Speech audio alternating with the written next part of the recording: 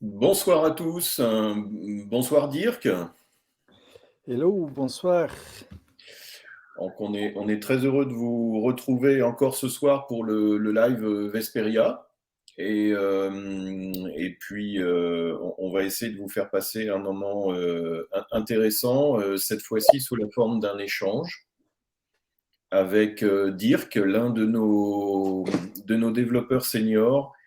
Et Dirk a une passion, en fait, ou plutôt un intérêt particulier dans son métier pour la qualité de code. C'est un sujet qui l'intéresse particulièrement et donc il s'était proposé d'échanger sur le sujet et de nous faire profiter de son point de vue, ses connaissances et puis de ce qu'il a vécu aussi tout au long de ses longues années d'expérience sur de différents projets. Euh, Voilà, vous avez le chat qui est pour moi de ce côté-là, peut-être pour vous de ce côté-là, je sais pas. Enfin bon, il y a un chat sur le côté de votre écran. Je vois bonsoir tout le monde, je vois que vous arrivez petit à petit. Euh, Ce chat, il est pour vous. N'hésitez pas à interagir, à poser des questions, à faire des remarques. On vous sollicitera aussi à la fin pour un petit sondage pour compléter ce live qu'on fait avec Dirk.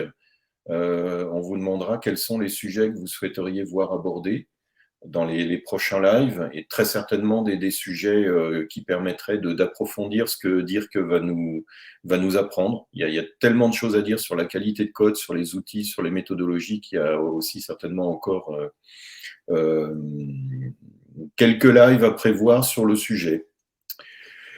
Voilà, Dirk. Écoute, je te propose de commencer à nous dire pourquoi la qualité de code, c'est un sujet qui est aussi intéressant pour toi.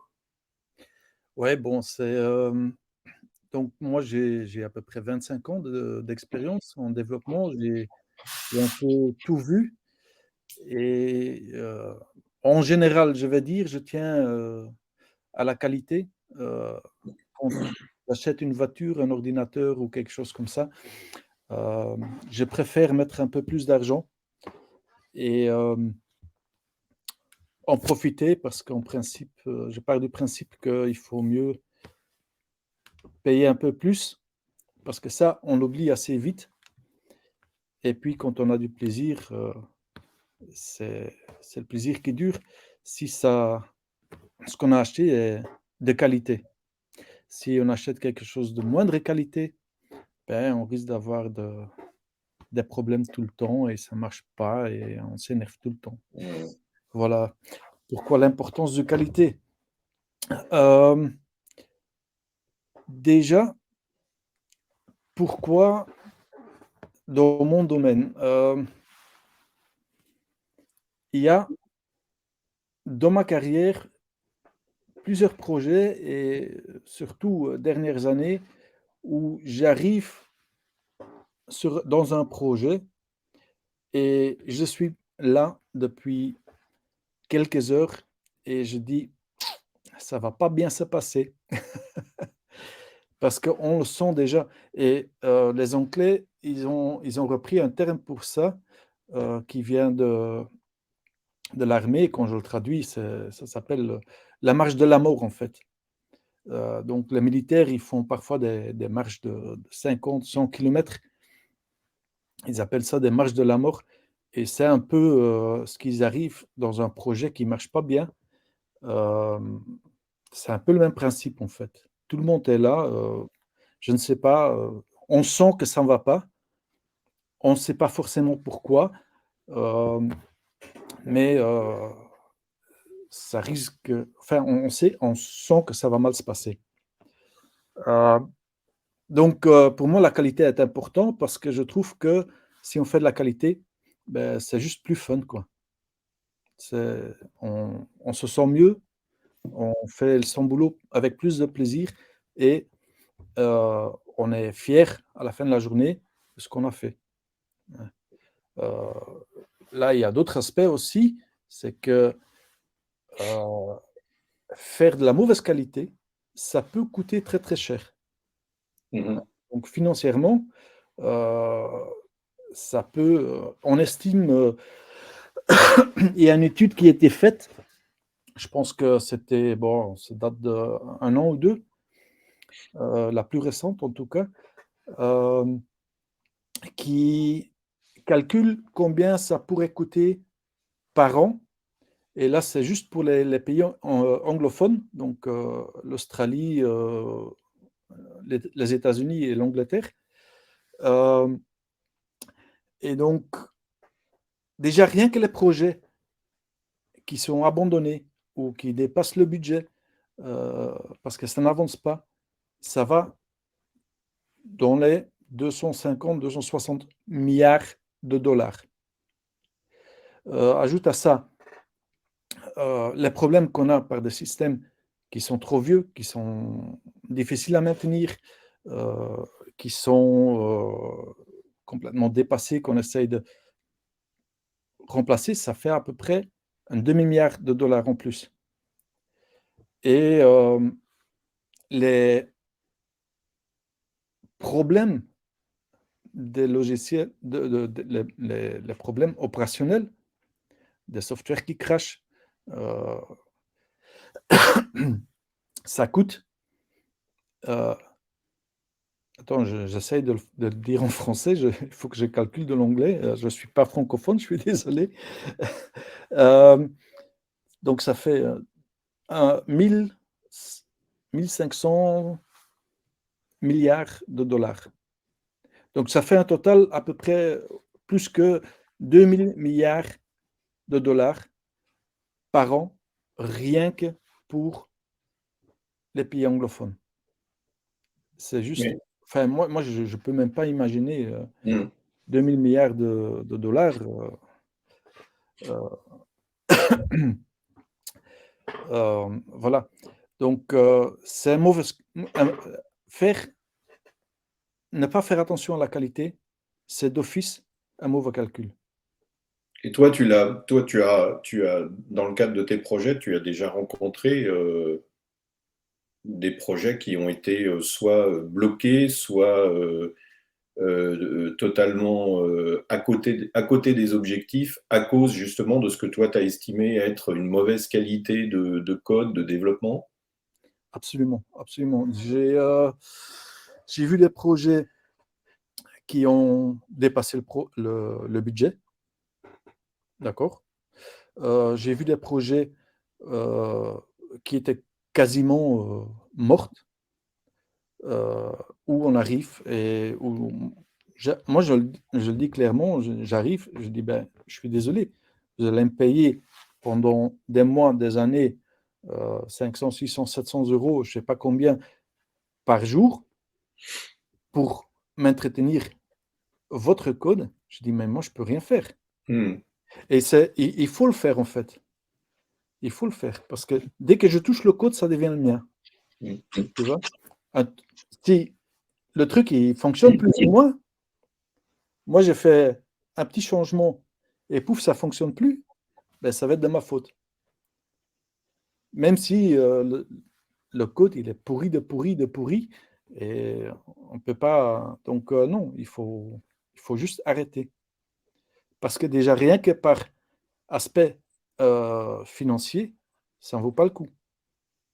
Donc, ce que tu dis, c'est que la mauvaise qualité de code, elle est uniquement de la responsabilité des développeurs. Non, absolument pas. Non, non, non, je ne dis pas ça. Ce que je reproche un peu aux développeurs, c'est qu'ils restent dans ces projets de marche de la mort. Tu vois? Les développeurs qui ne prennent pas la responsabilité, qui ne se rendent pas compte qu'il faut le dire. Euh, Pourquoi? Parce que c'est le développeur le professionnel. C'est le développeur qu'on va chercher pour faire un travail que les autres ne comprennent pas. Je ne sais pas si tu parles avec des gens qui ne sont pas dans l'IT, ou voire même des gens qui sont dans l'IT mais qui ne sont pas développeurs, ben, la plupart, ils ne savent même pas de quoi tu parles. Hein. Hmm. Moi, j'ai travaillé dans une société où voilà, je connaissais quelqu'un, j'étais là depuis 4 ans. Et il y avait une nana avec qui je parlais, on prenait un café et elle me dit Dirk, qu'il faut quand même que je te pose une fin de question. Ça me dérange. Mais qu'est-ce que tu fais ici? J'ai dit je suis développeur, je développe des logiciels. Et tu vois les points d'interrogation dans les yeux, tu vois. Je dis, tu vois les programmes, tel et tel et tel programme que tu utilises, c'est moi qui l'ai écrit. Et les gens, il y a un gap énorme de compréhension.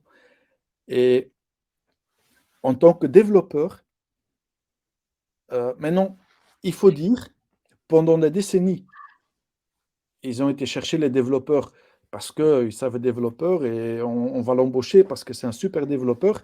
Dès qu'il était embauché, c'était le con qu'il ne fallait pas écouter. Alors, Ça va un peu dans les deux sens, tu vois. tu parles de la responsabilité des développeurs, mais est-ce que l'entreprise en elle-même n'a pas aussi une forme de responsabilité? Nous, Exactement. chez Vesperia, on est très attaché à la qualité de code depuis très longtemps, tu le sais, parce que c'est notre cœur de métier, un peu notre ADN, enfin qualité de code, qualité de production, etc. Et souvent, quand on pose la question à des clients, et qu'on leur demande quelles sont les mesures qu'ils ont pris en compte pour comment dire, avoir une qualité de code maximum ou pour améliorer la qualité de code ou pour la mesurer déjà. Alors on a parfois très peu de réponses, ça peut arriver, on a parfois comment dire, des réponses très hétérogènes en fait, c'est très très très varié. Et c'est exactement la même chose chez les développeurs. Ouais. Alors, du coup, je me dis, la responsabilité, elle n'est pas uniquement du côté des développeurs. Et je pense que l'entreprise, elle a aussi une forme de... Il y a évidemment, écoute, il y a aussi je vais dire, comment est-ce qu'on dit ça en français, l'esprit qui est dans la société. Euh, si tu vas chercher un développeur, il faut que tu lui fasses confiance. En tant que manager, j'ai un mec qui fait quelque chose dont je ne comprends rien. Allez, disons que je suis manager et j'étais développeur avant, je comprends plus ou moins ce qu'il fait. Je pourrais discuter avec lui. Mais de toute façon, je n'aurai pas le temps d'aller vérifier son code. Il faut que je lui fasse confiance. Ça, c'est une chose. Ça, souvent, ça n'y est pas. De deux, si j'ai un développeur qui me dit, écoute, il me faut 2 semaines pour faire ça, et je dis, non, on n'a pas le temps. Moi, il faut que ça soit prêt vendredi. Qu'est-ce qu'il va faire, le développeur? Il va faire au plus vite pour que ça fonctionne. Et donc, il va créer ce qu'on appelle la dette technique. Fais ça une fois, ça passe. Fais ça tout le temps et ça ne marche pas. Donc, il y a une responsabilité du management de dire, voilà, ok, je fais confiance à mes développeurs. S'ils me disent, il faut autant de temps, c'est qu'il faut autant de temps. Parce que c'est un mauvais calcul. Hein. Donc, mettre de la pression sur les développeurs, vouloir aller plus vite, ça va marcher peut-être un tout petit peu au début du projet, mais très vite, la vitesse de développement va diminuer. Donc, on part sur un projet nouveau. Les premières fonctionnalités, ils vont sortir à une vitesse grand V. Hop, un jour, 2 jours, paf, c'est fait.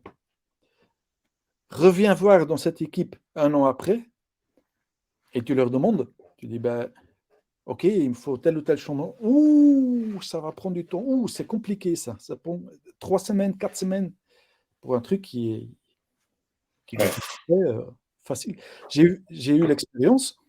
Je travaillais chez un client. Pendant 3 mois, j'avais un projet, une application que je devais maintenir. Et pendant 3 mois, il n'y avait rien. Donc, qu'est-ce que je fais? Moi, j'écris des tests parce que des tests unitaires, je fais un peu de refactoring, on va revenir. Et un jour, je suis appelé chez mon chef et il me dit, ben voilà, dire qu'il faut que tu fasses tel changement. Je dis, oh, combien de temps? Je dis, bah, 2 heures. Non, non, allez, sérieusement, combien de temps? Combien de jours? Je dis, bah, écoute, il me faut 1 heure pour faire le changement, j'ai 1 heure pour mettre en prod, parce qu'il faut passer par le testing et le staging et tout ça. Je dis, bah, 2 heures. Voilà. Pourquoi? Parce que toute la qualité était là. J'avais eu 3 mois de temps pour changer, pour tester, et ça me permettait d'aller beaucoup plus vite à la fin. Et c'est une fausse idée, hein, donc il y a plein de fausses idées comme ça.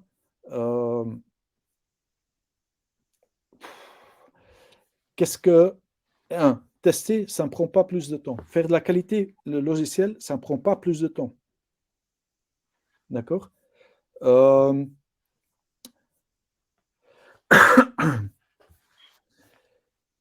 Faire pourquoi? Parce que une fois qu'on prend la routine, ça va aller. Ça vient un automatisme. Quand le code est testé, on a la confiance qu'on peut le modifier sans. Il ne faut pas avoir peur de casser quelque chose.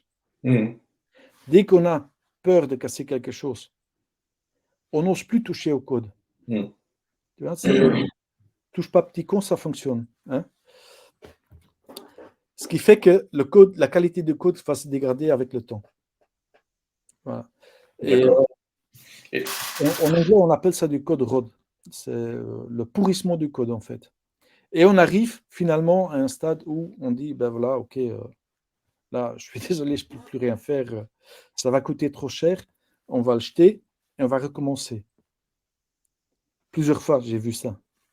Ah, on va redévelopper. Oui. Ouais. Voilà. D'accord.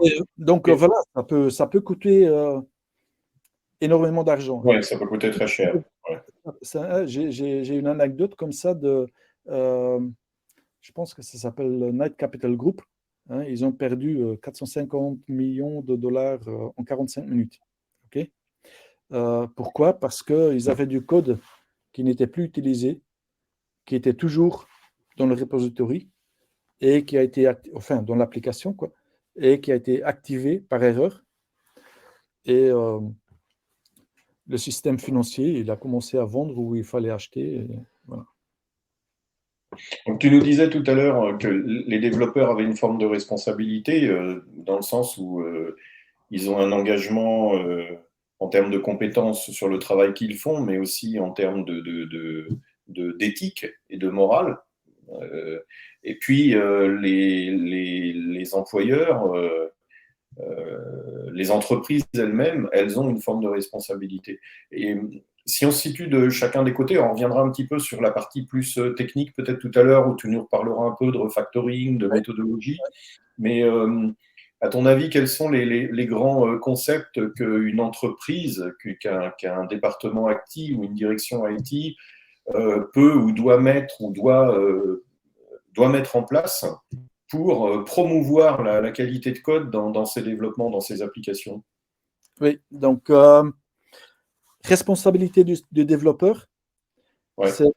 c'est sa professionnalisme. Tu fais du mauvais code, ça te revient toujours comme un boomerang.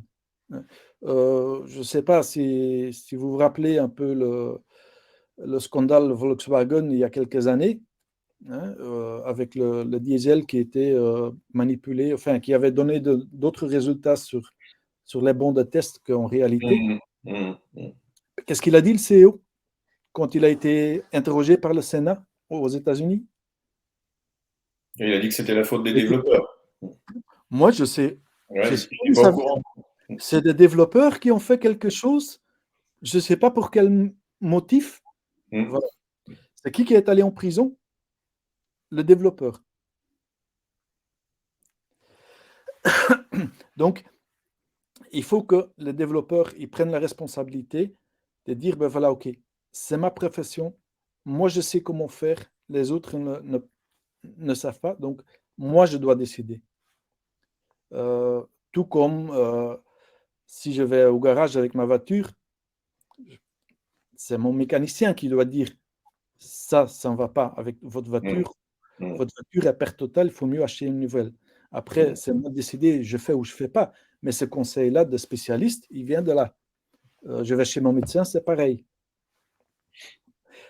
Par contre, là où c'est la responsabilité de la société, c'est de veiller à ce qu'on donne les moyens aux développeurs de faire son travail. C'est-à-dire, il faut qu'il ait les outils. Il faut qu'il y ait un processus en place. Ça, les développeurs peuvent aider. En général, ils connaissent mieux. Et il faut que la société donne confiance. Il ne faut pas dire à un développeur ce qu'il faut faire. C'est tous des mecs qui ont fait de 3 ans, 5 ans d'études supérieures. En général, ils sont responsables. Ils savent ce qu'ils font. Ce qu'il faut dire aux développeurs, c'est moi, je veux ce résultat-là.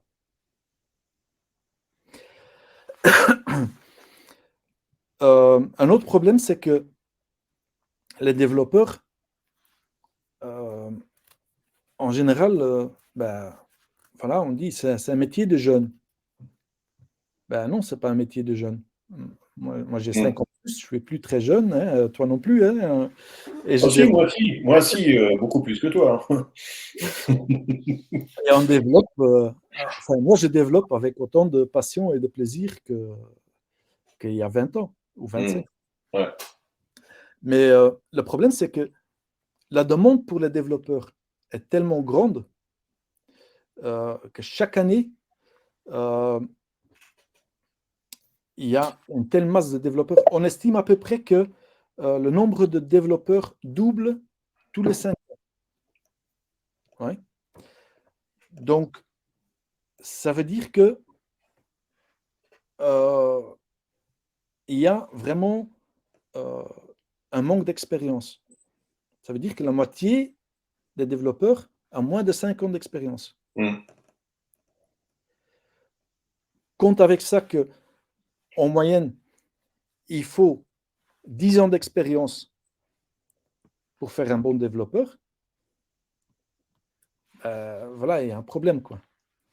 Et j'ai jamais vu de mentoring, des programmes où les sociétés initialisent ou d'autres gens initialisent, où ils disent, ben voilà, on va t'aider. C'est normal. Pendant ton cursus à l'UNIF, tu n'as pas appris comment il faut faire. Et le cursus est déjà plein. Tu arrives ici, tu sais coder. Maintenant, on va t'apprendre comment bien faire. Bien codé, ouais, d'accord. Ça, c'est un peu le rôle, c'est un peu le rôle des tech leads ou des lead développeurs d'apporter les bonnes pratiques en théorie, hein. C'est bien ça? Ah, absolument, c'est leur rôle. Mais est-ce qu'ils ont le temps de le faire? Oui, il y a ça aussi. Mais ça, c'est les moyens que peuvent leur donner l'entreprise. Ouais. Et il ne faut pas oublier, il y a l'évolution technologique aussi. Oui, oui, oui. Ah, moi, début de carrière, on était client-serveur. Il n'y avait pas d'Internet, il n'y avait pas de mobile. Euh, voilà, ça change très, très vite. D'où l'importance de s'auto-former et de se maintenir up-to-date. Absolument, oui. Oui. Donc, il Ok, faut mieux être passionné parce que ça prend pas mal de temps. Hein. d'accord. Voilà. Euh, Et du coup, si on était, enfin, si on se situe, si on se met dans la situation où moi je suis un développeur, moi un jeune développeur, je suis même plus qu'un jeune développeur, moi je suis un nourrisson en développement. Euh, Quels sont selon toi, vraiment les points les plus importants enfin, toi en tant que manager, si tu avais à coacher justement, comme tu disais, c'est-à-dire à transmettre un peu ta connaissance à un jeune développeur, quels sont les grands principes que tu lui dirais d'appliquer pour non pas être sûr, mais au moins pour commencer à dire je fais très attention à faire un code de qualité. Ben, il y a tellement de choses à dire et à faire que c'est assez compliqué. Ouais, Moi, à plusieurs fois, j'ai été tech lead, j'ai été chef de projet. Euh, Moi, ce que je faisais personnellement, c'est qu'il y avait un jeune développeur qui venait et ben, on développait ensemble, on faisait du pair programming en développant. d'accord. Mm. Euh, Au départ, c'était moi, parce que ça permet de un, d'expliquer les logiciels, qu'est-ce qu'ils font, parce que tu arrives, un nouveau qui arrive dans une société, qu'il soit jeune, qu'il soit vieux, il faut qu'il apprenne le métier aussi. Mm. Il faut comprendre ce que les applications font, Mm. comment est-ce qu'ils sont structurés euh, et tout ça. Comment est-ce qu'on travaille dans la boîte déjà. Et donc, moi, je le prends à côté de moi. On faisait du pair programming pendant une semaine, 2 semaines, suivant le que tu ressens. Tu dis, OK, voilà, maintenant, je pense qu'il a compris. Et puis, c'est lui qui prend le clavier, qui développe, et c'est moi qui surveille ou qui guide. euh, voilà. Ça, c'est une méthode qui va très, très bien et qui, moi, je trouve que coûte pas très cher. D'accord. Euh, voilà. Alors, qu'est-ce qu'un jeune peut faire lui-même? Euh, On parle souvent des tests, Dirk, comme un élément assez important pour s'assurer qu'on code de manière assez cohérente, juste, sans générer trop de bugs. Selon toi, c'est quelque chose qui doit vraiment être inhérent au métier de développeur? pour moi, c'est indispensable. Ouais, Donc, actuellement, qu'est-ce qu'on a pour euh, vérifier ou valider la qualité de code? On n'a pas grand-chose en fait. Euh, c'est un peu, c'est un peu ressenti déjà. Donc, c'est déjà un peu subjectif, hein. Euh, on a des outils OK, on va tester avec des outils qui permettent de tester la performance ou de valider la performance. On a des outils qui font ce qu'on appelle de l'analyse de code statique mm, pour trouver certains bugs. Mais pour moi, c'est qu'une petite partie de la qualité. Oui, ils vont spotter, attention, fais pas ça parce que ça risque de. OK, c'est bien. Moi, je le fais encore tous les jours. Je vérifie, je passe mon code dans le monde Java, c'est souvent SonarCube. Tu en as qui sont online, Code Climate et tout ça. Euh, je passe mon code là-dedans, je vérifie, je dis, ah oui, là, il a raison, oui, il va changer. Hop. mm. Mais sinon, pour, être, pour garantir la qualité, il faut des tests. Il n'y a qu'à parler de tests et de bons tests, parce que écrire des tests, c'est encore un art en soi. Euh, et il faut des tests. Et donc, voilà, moi, la meilleure façon euh, que la façon que moi je préfère, chacun son choix, c'est la méthodologie test-driven development. D'accord. Ça Euh, consiste en quoi? donc, le test-driven development, en général, les gens ils comprennent très mal, hein. Donc, tout le monde en a entendu parler dans le métier, en tout cas, et ils disent, ben oui, ok, au lieu d'écrire le code et puis les tests, on va écrire le test et puis le code. Et c'est pas du tout ça, en fait. Euh, oui, on va écrire les tests d'abord. Et on écrit un test qui passe pas. Puis, on va adapter le code jusqu'à ce que le test y passe. C'est le fameux cycle rouge, rouge-vert, rouge-vert, rouge-vert. Mais ça ne s'arrête pas là. En fait, ce qu'on fait, c'est qu'on va écrire un test et je remarque ça souvent avec les gens que j'initie au test-driven development. Ils me disent, bah oui, mais je commence où? Je dis, bah, tu veux faire quoi? Ah ben, je sais pas. Je dis, ben, ah, ben, si tu sais pas, il faut d'abord regarder ce que tu veux faire. Mm. Et donc, ça force les gens à réfléchir d'abord. Je dis, OK, j'ai telle tâche à faire, mais comment est-ce que je vais la faire? Je fais un petit design. euh, Comment est-ce que je peux mieux le faire? Et puis, ne fût-ce que dans sa tête, ou prendre quelques notes, et puis on sait où on veut démarrer. Donc, on a notre premier test. Et puis, on implémente le test. Enfin, on implémente le code pour faire passer le test. Et puis, il y a la phase la plus importante pour moi, c'est la phase de refactoring. Alors, le refactoring, c'est quoi? Euh, le refactoring, c'est changer le code sans en modifier la fonctionnalité. Et donc, ça, c'est la phase où on va améliorer la qualité du code. D'accord. Si on ne le fait pas, ben, il n'y a pas d'intérêt de faire du test-driven development, en fait. D'accord. Donc ça veut dire que tu as une application qui est en perpétuelle évolution, du coup. Oui, exactement. Bon, ça a beaucoup d'avantages. Donc, de un, ça, on ne démarre pas si on ne sait pas ce qu'on veut faire, si on n'a déjà pas bien l'idée dans la tête. Euh, de deux, on reste focalisé sur ce qui est vraiment nécessaire et on ne va pas passer dans des oui, peut-être que j'aurai besoin d'un jour, ça sera joli que si on fait comme ça. On reste focalisé sur la tâche.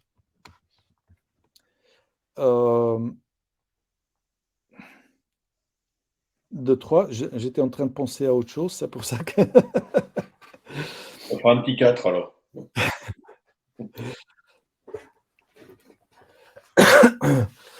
Euh, je ne sais plus ce que j'étais en train de dire. Oui, les avantages de test-driven development. Oui. Euh, ben forcément, tout notre code, il est testé. Tout notre code, il est testé. Ça veut dire que je peux me permettre, si je dis, ben, wow, ça c'est. En anglais, on appelle ça un code smell. Un code qui pue. Mm. Euh, ben, moi, quand je vois ça, je dis, ben, OK, soit je m'invite une annotation, mais je vais le changer. Ça, c'est clair et net. Mm. Tu vois, ça pue, dehors. Et je peux le faire parce que tout ce que j'ai à faire, c'est pousser le petit bouton. Ah, pouf, il y a la petite LED vert qui s'allume. Je dis, OK, c'est bon, ça marche. J'ai rien cassé. Et c'est ce que je disais avant, c'est ce qui est important. Ça nous donne la confiance de pouvoir changer ce qu'on veut dans le code sans, avec la certitude qu'on ne casse rien. D'accord. Quand on avait abordé le sujet de la qualité de code, la première chose que tu avais dit, c'était pour moi le plus important, c'est la lisibilité du code. Tu peux nous en dire un petit peu plus et nous expliquer ce que tu veux dire par lisibilité du code? Oui, donc, bon, voilà, quand on parle de qualité de code, hein, il y a énormément de critères, hein, un peu suivant ce qu'on veut obtenir, suivant les critères qu'on se met soi-même. Euh, il y a scalabilité, il y a la sécurité, il y a, voilà, il y en a qui sont plus pour moi déjà du niveau de presque d'architecture, mais pour un jeune développeur, euh, moi je dis toujours, si je peux lire ton code et je le comprends, je peux le changer. Donc, peu importe ce qui ne va pas, je peux changer le code pour que ça marche. Hmm. Si je ne comprends pas ton code, je ne peux rien faire. Alors, Samy nous dit la documentation est importante aussi. Ben, la documentation pour comprendre le code, c'est aussi très important. Pour rentrer sur un projet aussi, par exemple. Euh, oui, Oui, ouais, quand même. Tu n'as pas l'air totalement d'accord. Oui, non, je ne suis pas tout à fait d'accord. En général, on peut faire sans documentation dans le code. Alors, moi, ce que je demande en général, c'est d'avoir euh, une documentation sur le design. Euh, Qu'est-ce que l'application fait des flowcharts? Comment est-ce qu'elle est structurée? Quelles sont les différentes couches? Mm. Euh, pour que le développeur ou le lecteur comprend qu'est-ce que l'application fait, comment est-ce qu'elle est structurée, comment est-ce que les données passent à travers l'application. Ça, c'est de la documentation. Il n'y a rien à faire, on doit le faire. Dans le code, euh, pour moi, ton code il doit être tellement lisible qu'on n'a presque pas besoin de documentation. Euh, Presque pas, parce que oui, je suis d'accord, on ne peut pas tout exprimer euh, dans le code. Donc, pour quelques points qui sont un peu plus, euh, qui peuvent, qui peuvent être ressentis comme bizarres, je dis, ouais, ok, je l'ai fait pour ça. Euh, sur, moi, je suis développeur Java, donc sur une classe, je peux dire, ben voilà, attention, cette classe fait ça, ça et ça. Ouais, ça peut. Mais beaucoup, beaucoup, beaucoup moins qu'avant. À moins que euh, on va développer, par exemple, des librairies ou des API. Euh, dans une librairie, en général, il faut de la doc qui est un peu plus genre, chez nous, en Java, on appelle ça la Java doc, qui explique un peu plus.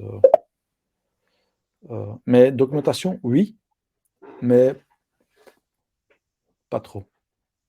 D'accord. Ok. Pas trop.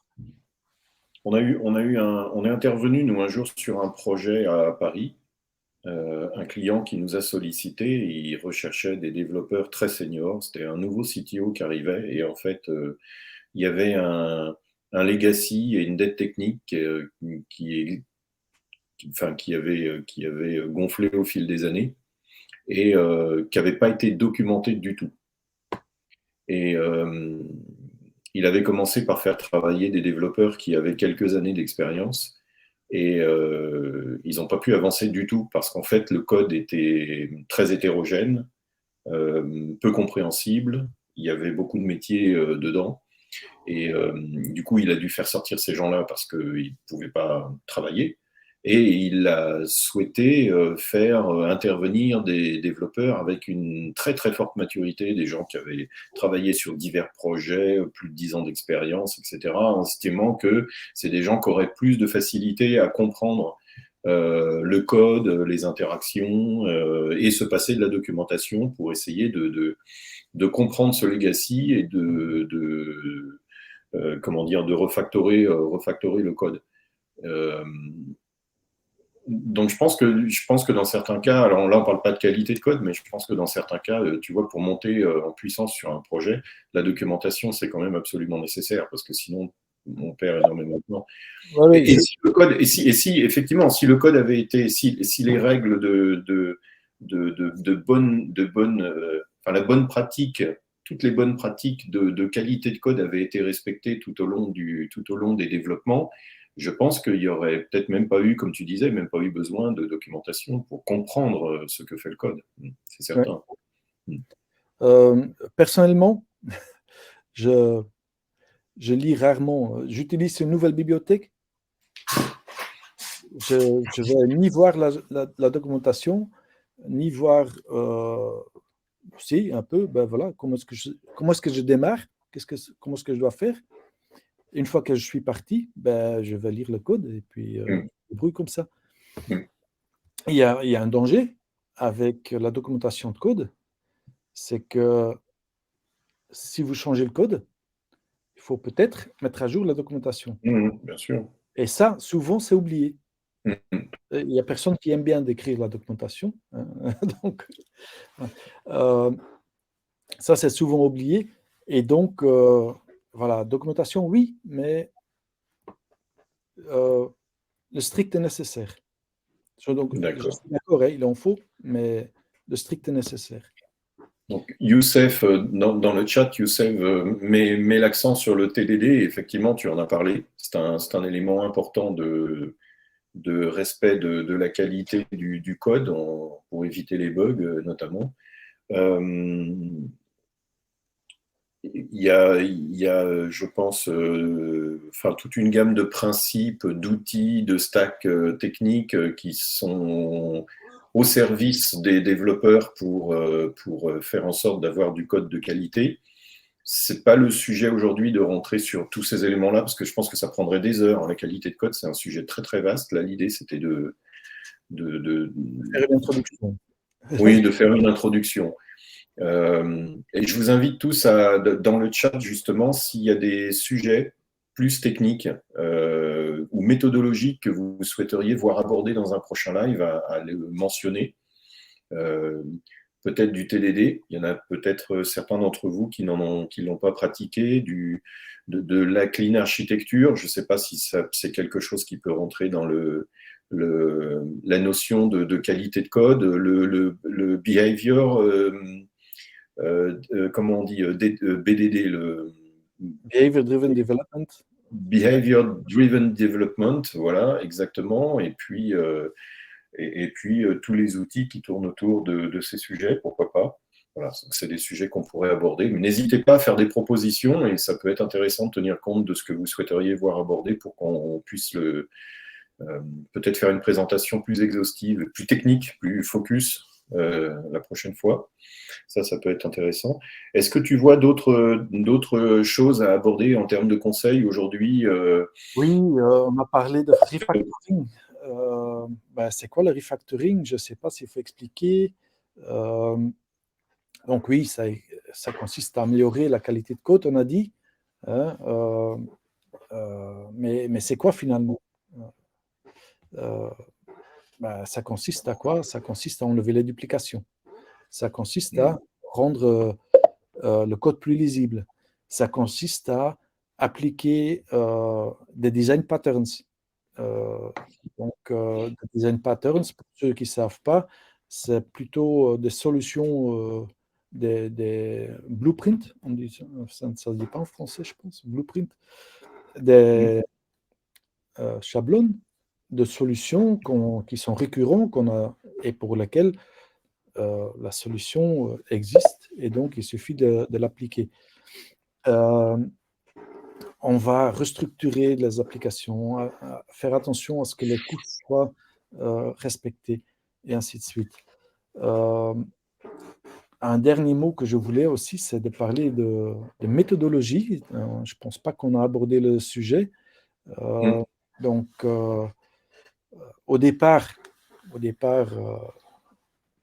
quand ils ont commencé, ça ne fait pas si longtemps, hein, ça fait 30, 40, 50 ans au maximum, qu'ils ont commencé à faire vraiment du développement, je veux dire, dans les entreprises et tout ça. Ils n'avaient pas de process. Comment est-ce qu'on va faire? Donc, ils ont été voir un peu comment est-ce qu'ils travaillent dans l'industrie. On va apprendre ces process-là et on va les appliquer ici. Un des process qui en est sorti, c'était le waterfall, donc la cascade en fait. Cascade parce qu'on allait passer d'abord une phase d'analyse pour établir les besoins. Et je dis une phase, ça pourrait être 1 an, 2 ans. Et puis, on allait faire une analyse pour désigner l'application. Et puis, on allait faire le code. Et puis, quand tout était fini, on allait tester. Bon, ça n'a pas du tout marché. J'ai vu des statistiques comme quoi 9 projets sur 10 étaient soit abandonnés, soit dépassaient leur budget d'un temps de fou. Ça s'applique encore aujourd'hui, parfois, et ça marche toujours aussi mal. Autour des années 2000, il y a quelques vieux développeurs qui se sont dit, oui, ok, qu'est-ce qu'on peut faire pour que ça aille mieux? Et c'est là à peu près, c'est de là que l'agilité dont tout le monde parle aujourd'hui est née. Et j'avais un Dilbert sur ça. Je dis, ben voilà, l'agilité a été en fait mal compris dans le sens où les gens ils ont compris, ben, on ne fait plus d'analyse, on commence directement à coder et voilà. Et donc, c'était pas du tout ça. On ne peut pas prendre un post-it et écrire tout un besoin sur un post-it, c'est pas possible. Ils ont un peu oublié, souvent, toujours, que dans une équipe agile, il fallait un utilisateur, quelqu'un qui explique, qui répond aux besoins aux questions des développeurs sur les besoins de l'application. Sur tous les projets agiles que j'ai faits, j'ai vu 0 utilisateur sur place. En plus, l'agilité a été repris, enfin, il y a tout un commerce qui est né de ça et qui a essayé de structurer ça dans des méthodes comme Scrum, Kanban et tout ça, et donc qui ont fait des règles et machin qui ont complètement, qui dépassent, qui n'ont rien à voir avec l'agilité en fait. Parce que Ça détourne l'objectif initial de l'agilité, c'est sûr. exactement, l'agilité, ça veut dire je suis flexible, je m'adapte à la situation et ainsi de suite. Et donc, ouais, il y a un nouveau. Donc, les développeurs, ils ont constaté que l'agilité, bon, ok, voilà, on oublie. Hein, et donc, mais aujourd'hui, on parle de craftsmanship, euh, lui, veut vraiment reprendre ses idées initiales, en fait. Et qui dit, ben voilà, qui parle du professionnalisme de notre métier. Parce que, voilà, il faut que les gens ils comprennent bien, enfin, les développeurs surtout, ils comprennent bien que parfois, ça peut coûter des vies s'ils ne font pas la qualité.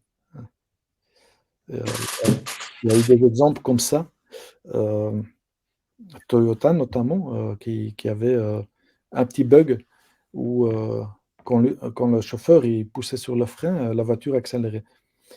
Euh, ça peut sembler marrant comme ça au départ, mais ça a quand même causé, je sais pas, 89 morts et je sais pas combien de blessés. Donc on n'y rigole pas. Et le software, il est partout aujourd'hui. Hein. Tout à Vous fait. regardez autour Bon. de vous, il est partout. Hein. Voilà. Euh, voilà, donc, alors, j'ai encore beaucoup à dire hein, sur la qualité, sur les principes et tout ça, mais je vois que euh, on tombe à court de temps. Donc, j'ai proposé pour le test-driven development, voilà, je me disais qu'on pourrait peut-être faire un petit live coding euh, sur un truc hyper simple euh, Hmm. qui peut montrer un peu les principes s'il reste du temps, s'il y a quelqu'un qui... Allons-y, Dirk, si ça prendra pas trop de temps. Et puis c'est toujours intéressant parce que je vois qu'il y a beaucoup sont intéressés par le TDD comme sujet et qu'on traitera certainement dans un prochain live. Mais comme tu as souhaité voilà, nous faire une petite présentation, allons-y. Oui, je vais faire ça. Et je vais vous montrer d'abord, pour ceux qui sont intéressés, euh, qui veulent apprendre plus, quelques livres que je trouve super intéressants à lire, vite fait. Euh, Moi, je les lis en anglais, mais je pense qu'il y en a certainement qu'on trouve traduits en français. Et puis, on y va dans le live coding. Euh, tac, tac. Donc, je vais partager mon écran. Hop.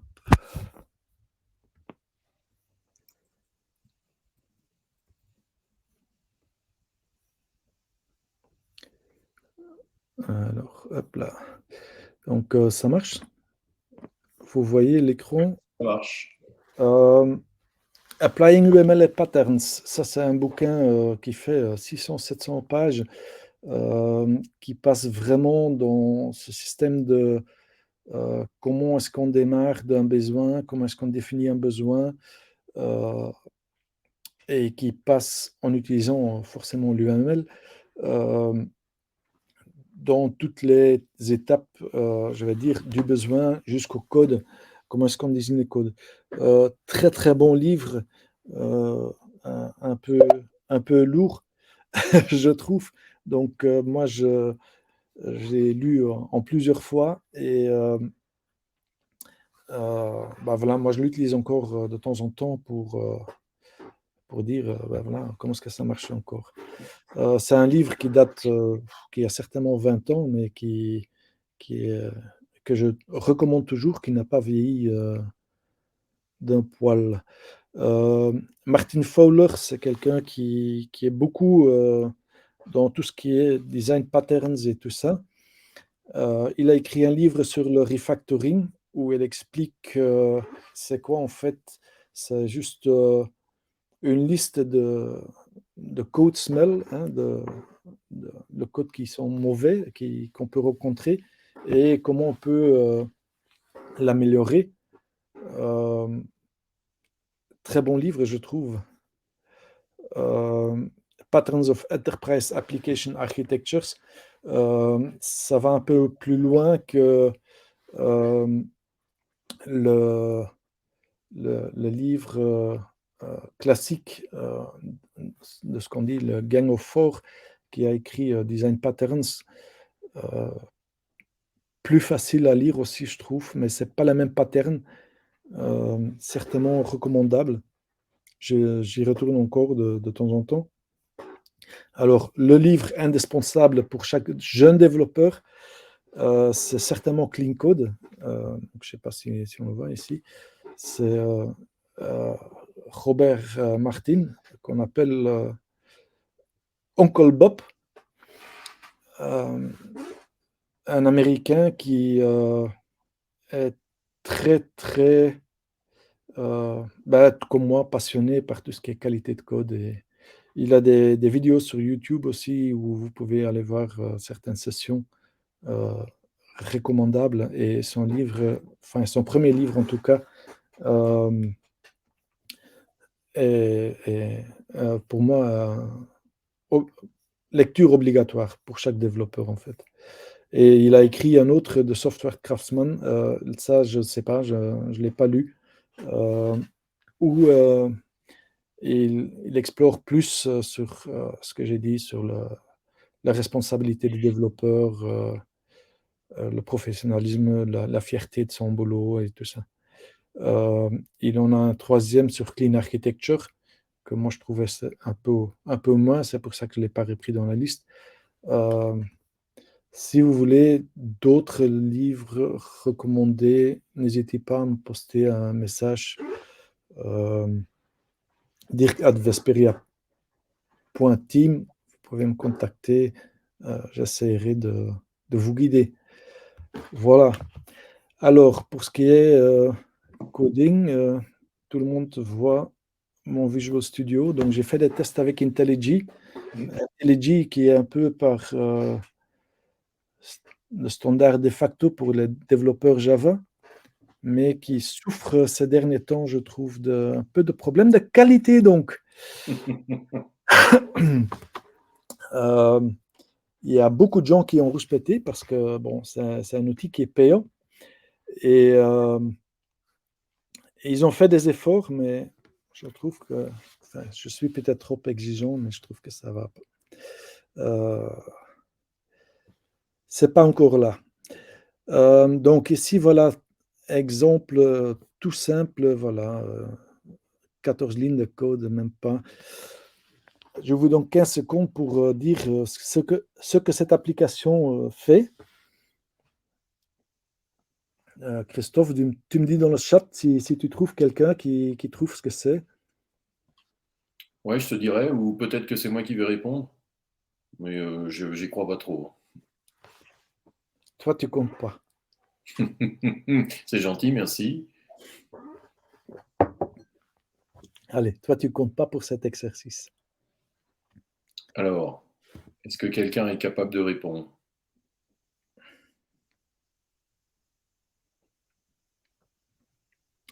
Ben, écoute, je vous propose qu'on va découvrir. Hein. Alors, Christophe, il a trouvé, mais Frédéric propose les années bissextiles. très bien, Frédéric. Bravo, Frédéric. Et il y a un autre Frédéric qui propose Ode ou Père. Voilà. Ça, évidemment, on part d'ici de 5 lignes de code et il a fallu quand même, je ne sais pas, 30 secondes pour que le premier trouve plus ou moins ce que ça fait. Donc, pour moi, c'est pas du code lisible. Il y a forcément une chose qu'on va faire dès le départ. Si je trouve le shortcut qui fait, wow, magnifique. Oui, j'ai pas trop l'habitude avec Visual Studio Code, donc j'apprends avec vous. Donc, on restructure le code, ça devient déjà nettement plus lisible, évidemment. Mais moi, ce que je fais souvent, c'est je vais écrire un test en fait. Et comment est-ce qu'on appelle ça? C'est de l'exploratif programming. Si j'arrive à mettre le bon clavier. Créer un new main. Hop. Et voilà, je vais commencer. Je vais dire voilà, main. Non, c'est pas ça. Calculate, c'est la méthode que j'ai là. Hein, calculate. Hop, et qui prend un array de string. Alors, je vais lui donner un array de string. Ça, c'est un array vide. Et je vais le tester. Array index out of bound exception, ben, ça me dit pas grand-chose. Ça me dit, il va accéder à un élément. Je vais donc lui donner un élément. Et je vais retester. Bon, là, je vois, j'ai de nouveau une erreur. Et il me dit que c'est un number format exception. Ah, c'est que je pense qu'il a besoin d'un numéro. Ah, là, ça passe. Si je lui donne un autre numéro, là, ça passe aussi. Mais ça ne me dit pas grand-chose, en fait. Donc, je vais un peu voir ce qui sort de là.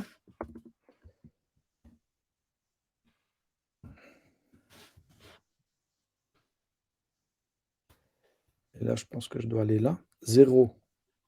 Ouais. Et si je mets 100.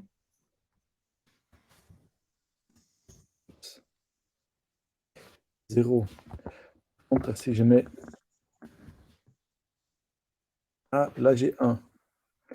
OK. Donc, ce qu'on peut faire, c'est créer... on va le faire tourner. Hein. Si je prends...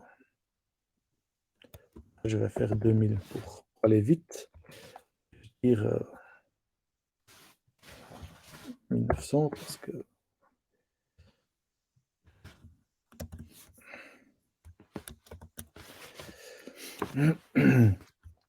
Et là, je vais lui passer donc... Hop. Et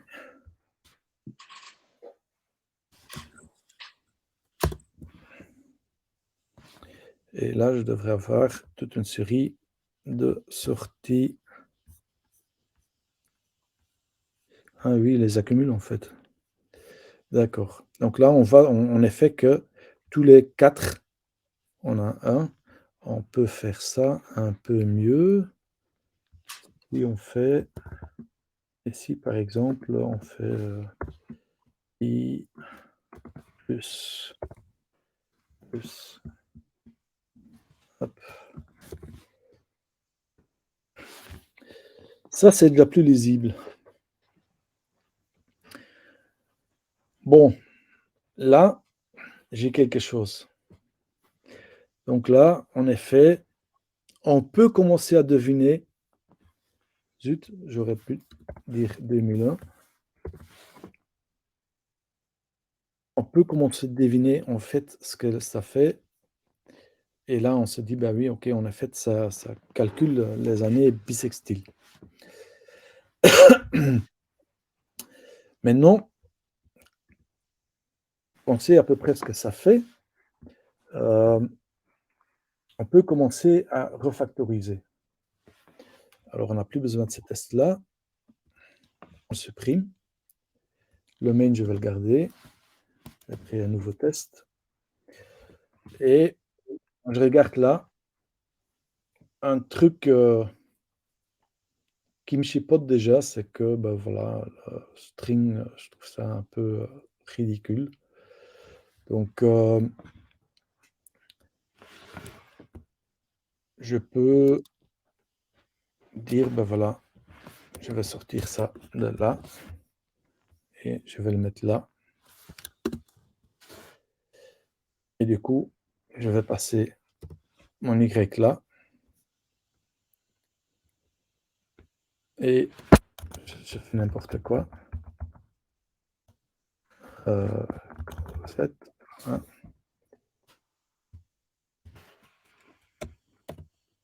Non.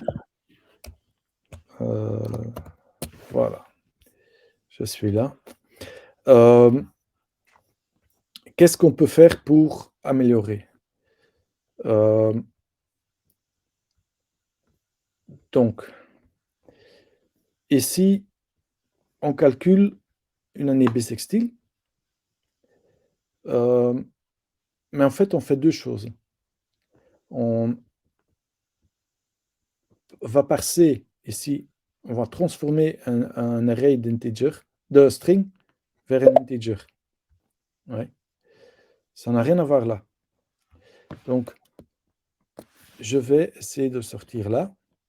Et ce que je vais faire, en fait, c'est je vais dire, voilà, moi, je veux calculer quelque chose et je veux donner un numéro. Alors là, forcément, je n'ai pas besoin de tourner mon test parce que c'est déjà souligné rouge. Le compilateur me dit déjà pas d'accord. Alors, je sauvegarde ça. Je dis je le veux quand même. Et je vais dire, voilà, ici, je prends un integer et c'est mon année. Et donc là, ça pète. Ça, je vais bouger. Hop. Et je passe l'année par là. Ici, bon, voilà, on va améliorer la lisibilité. Lisibilité, bien nommer ces variables, c'est important. Les variables d'un chiffre, une lettre, c'est bon pour les loupes et tout ça, mais à part ça, en général, on préfère ça. Donc, ben, je retourne dans mon test. Je teste. Ben, ça fait rien. Pourquoi? Parce que j'ai évidemment oublié de prendre le résultat. Le résultat égale. Et je dois faire sûr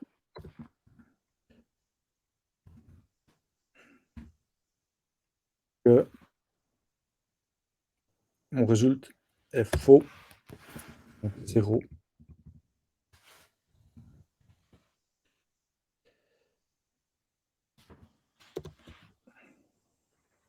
Ça, c'est déjà mieux comme test. Donc, ça marche. Je ne sais pas s'il y a la question là-dessus. Il y en a peut-être qui vont se dire, ben voilà, bah oui, mais il a triché, il a juste bougé le parse int. Et puis, du coup, le main n'est pas testé. Oui, je suis d'accord. Mais il va falloir passer, tester, cette méthode-là. Après, ou voire mieux encore, créer une autre méthode qui va parser les arguments, qui va les valider, et puis qui va les passer au calculate. Comment est-ce qu'on peut améliorer la lisibilité? En fait, la méthode elle s'appelle calculate, mais je vais la renommer. Je vais la renommer parce que je vais simplement dire sleep hier.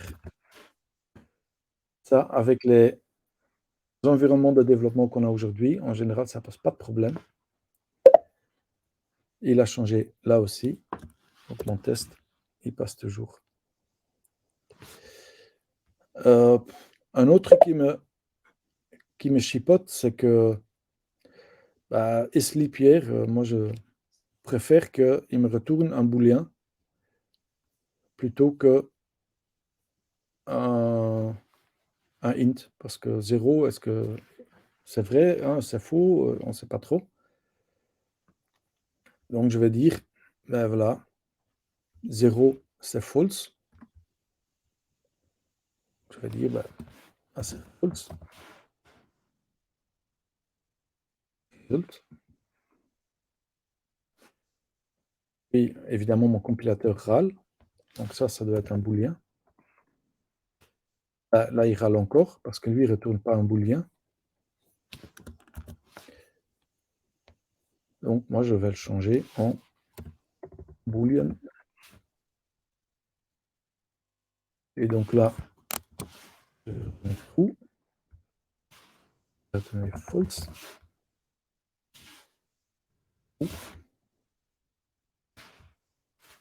False.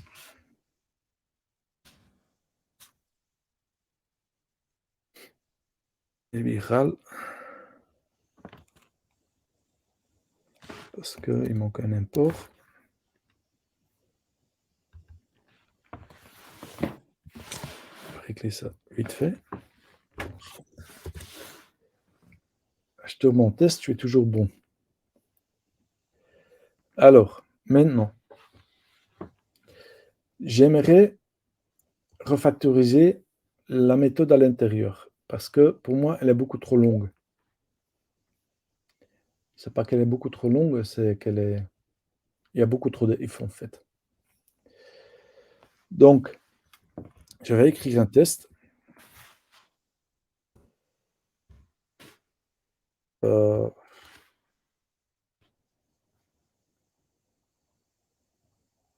Test. Et je vais lui passer hop,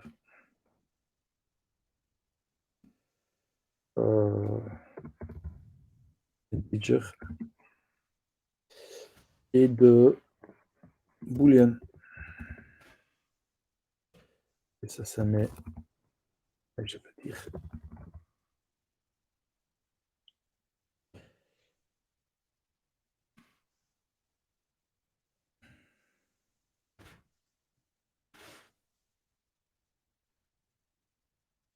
et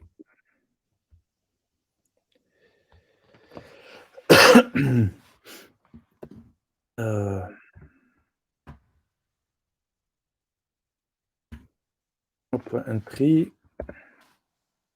l'année 1980, je sais que c'est l'année bissextile. Et puis, on peut en faire quelques-uns. Aïe, aïe, aïe. C'est sur le bouton.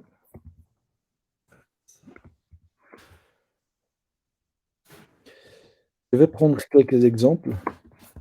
81, ça c'est pas une année bissextile. 2000, moi je dis que c'est une année bissextile.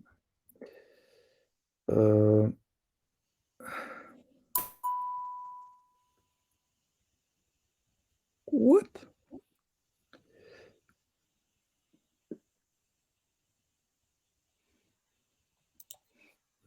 Bon, j'aurais peut-être dû prendre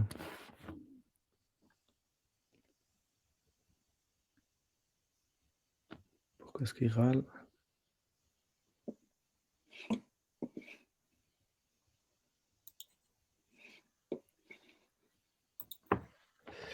Bon, c'est pas grave.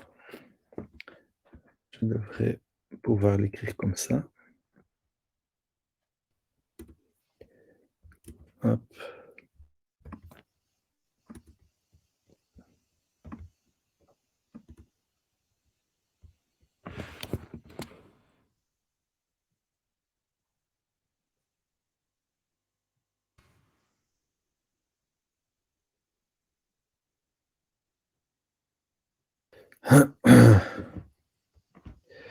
Et on peut prendre, je sais pas, tu as une autre idée?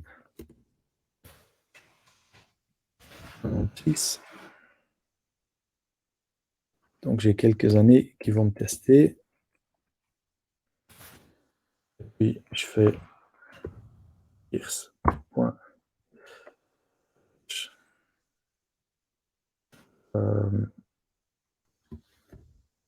Alors là, j'ai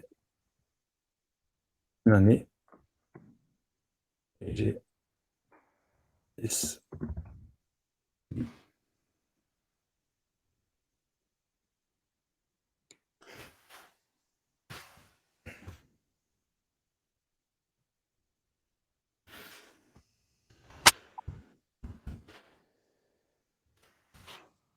Là, je vais simplement dire, ben voilà, equals.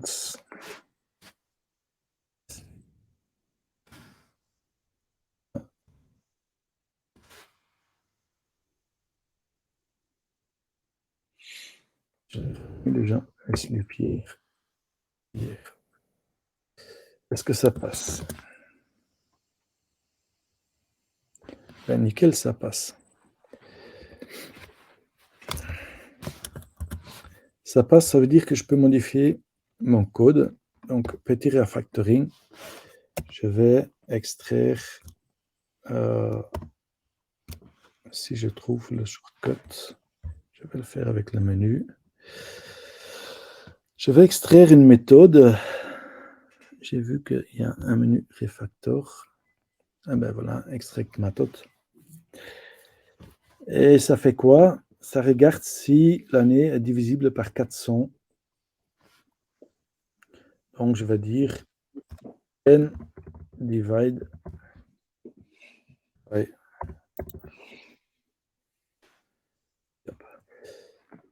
Je retourne à mes tests. Ça passe toujours. Je suis content, je peux continuer. Ça ne me plaît pas trop de voir un booléen comme ça, return boolean. En fait, je peux très bien faire return. Hop. Pour moi, ça fait la même chose. Je vais vérifier ça.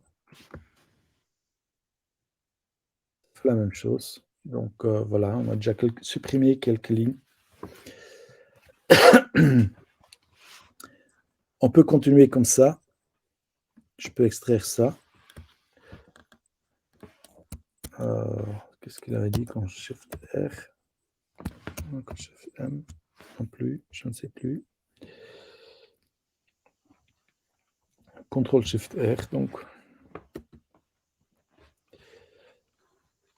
Can divide by 100.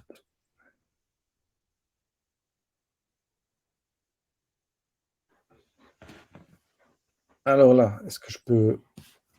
Je vais vérifier mes tests, forcément.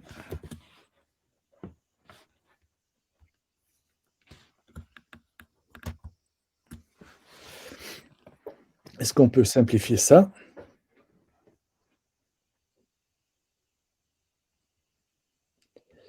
Il faut que je renomme ma méthode parce qu'en fait, c'est pas clair, ça. Je trouve ça me chipote. Si je divise par 100, je dois aussi vérifier si je peux diviser par 400.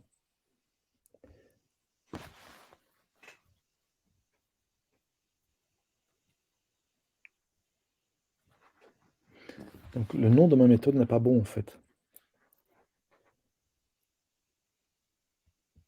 C'est je peux diviser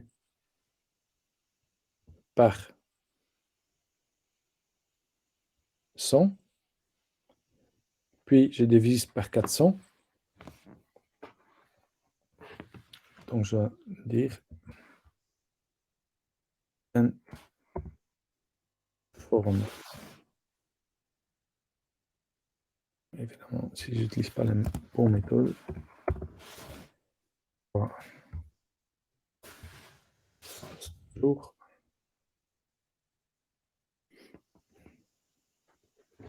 Mais c'est toujours pas juste parce que je divise par 100 uniquement. Je divise par 400. Je retourne trou ici. Donc, si je divise par 100 et je peux diviser par 400, c'est non est bisextile. Sinon, ce n'est pas. Voilà. Donc, je peux renommer et ainsi de suite, et ainsi de suite, et ainsi de suite.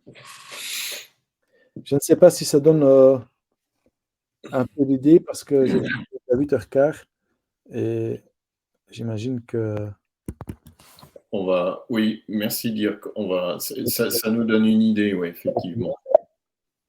bon, l'expérience.